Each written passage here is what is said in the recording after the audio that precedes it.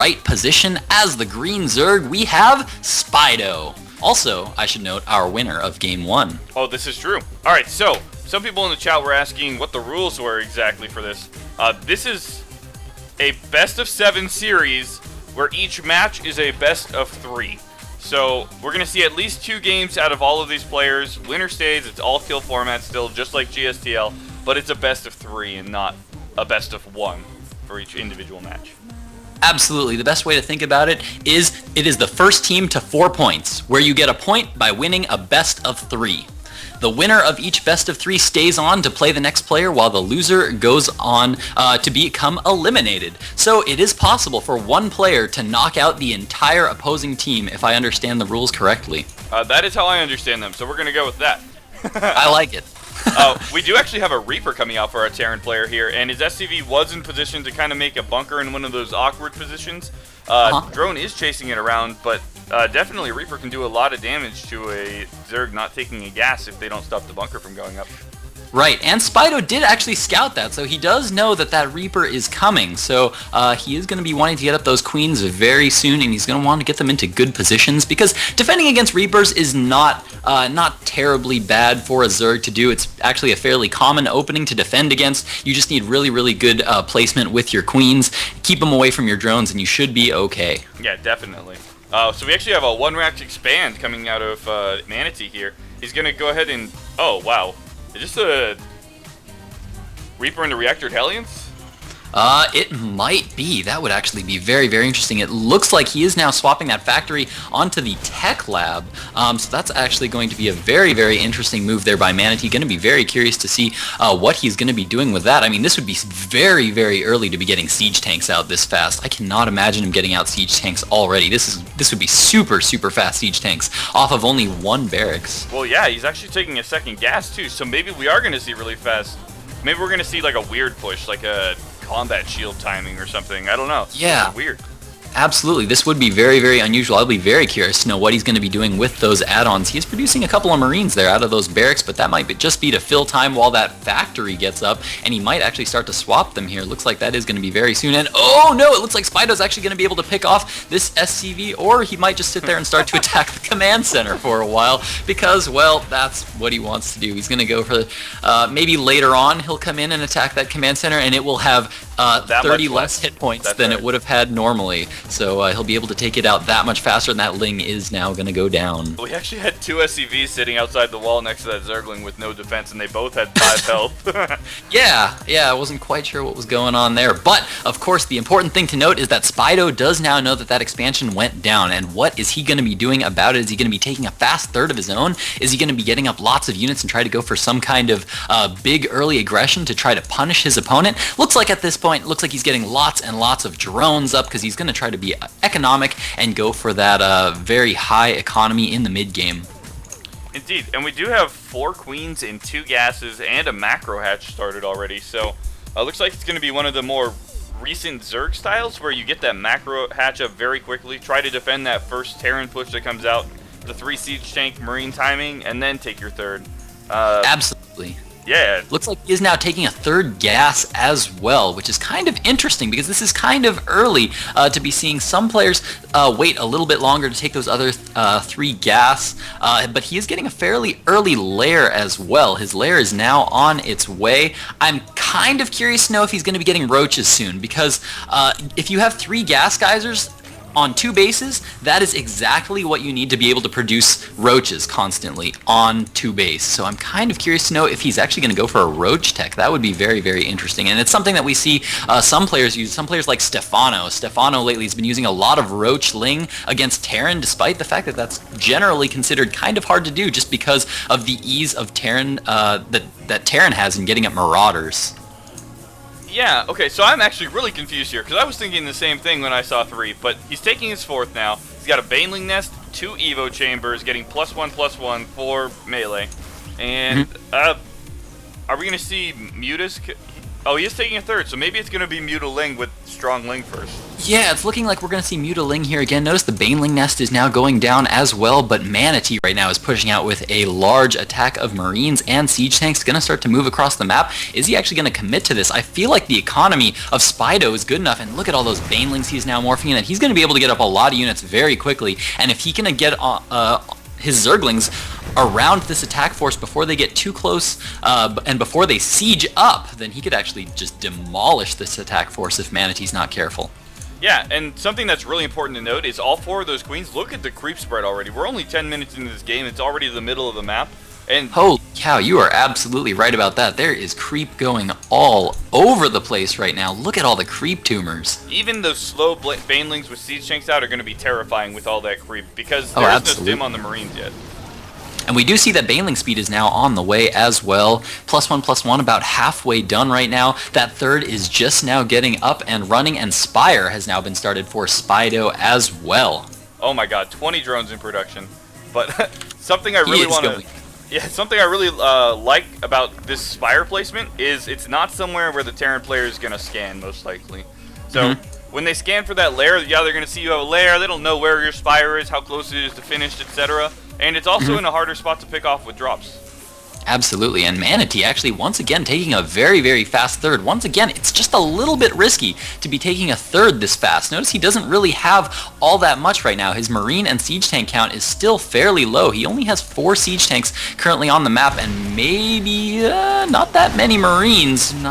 Maybe about 25 or 30 Marines here, so it's not a whole lot of forces there to be able to defend 3 bases. And if Spido starts to get up a lot of Mutalisks, he can start to get very, very aggressive, start to poke all over in the natural, and then once Manatee pulls back to defend against that, can attack that third with Zerglings. He has lots of options open to him.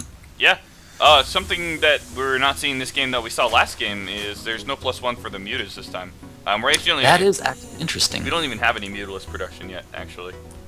Oh, there we go. And speak of the devil, just as you say that, of course, I think Spido heard you, and now it's going to be starting to throw down Mutalisks. 4 Mutalisks are on the way, as well as that +1 attack upgrade for Spido, and it looks like some Zerglings are now trying to move across the map, but they are going to be shut down by those Siege Tanks. Yeah, 4 Siege Tanks, pretty good positioning. With a lot of Marines out, I don't see any Medivacs. Oh, I do see one putting a drop down at the third. And there is that Reaper that's actually getting quite a few more kills than he really should have. I think that Reaper picked up 3 or 4 worker kills there before he was taken out by those Zerglings. But man, even at that, check out the worker count right now.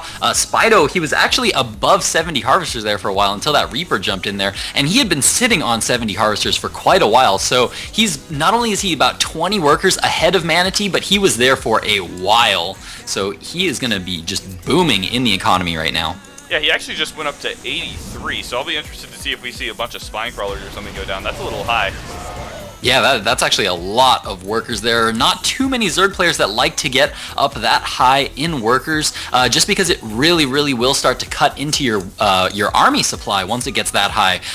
Any higher than, especially 90 is generally the upper limit. If you get any more than 90, that's generally considered a little too many workers. There are players, though, like I was saying before, Rhett, who likes to get lots and lots of workers up. It is not uncommon to see him get anywhere between 80 and 90 workers up at one time. Yeah, we do have these Mutas coming in the back, stopping 2 missile turrets from building, killing 1 more off, and it's going to do a lot of damage. These Marines have to run all the way back here.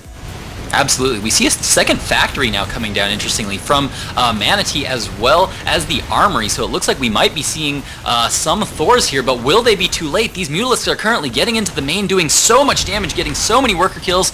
So far, 12 workers killed right now, but he is not done yet. He is still doing more and more worker damage to Manatee. Yeah, excellent job with Muta Harass. Only lost 1 or 2 Mutas there. Did a lot of worker damage, and stalled a lot of missile turrets in the main from going up further. Yeah, he forced a lot of cancels on some buildings over there. I didn't notice, were they actually all missile turrets, or did he actually force some cancels on some other buildings as well? I didn't see any of the other buildings get canceled, but I was not looking that closely. I was mostly looking at the turrets. Absolutely. Looks like this 4th base is now coming up for Spido, as well as a 5th base. He is starting to take one of those forward bases in the middle of the map, and this is where things start to get a little bit dicey for Zerg, just because Terrans, if they start to get a very strong army, they can just be sieged up in the middle like you were talking about earlier, and start to really take that central map control and making those forward bases really, really dangerous. Yeah, we do have actually a very high siege tank count. We're currently at I think 8 siege tanks, maybe more.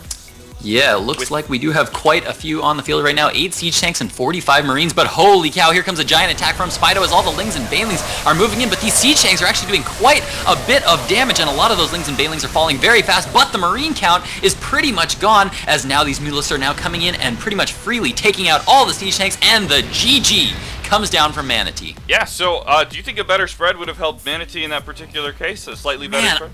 It's tough to say. I mean, Manatee was not allowed to get aggressive too much in that game. He had that one early push that didn't really do that much damage, so he was kind of forced to kind of sit back for a lot of the game and be very, very passive, and Spido took full advantage, man. He got so many drones up so early, and his economy was doing so well. He was maxed, and Manatee was still only at 130 food, so Spido was just in such a good commanding lead. He had the upgrade advantage, he had the unit advantage, and he had the base advantage.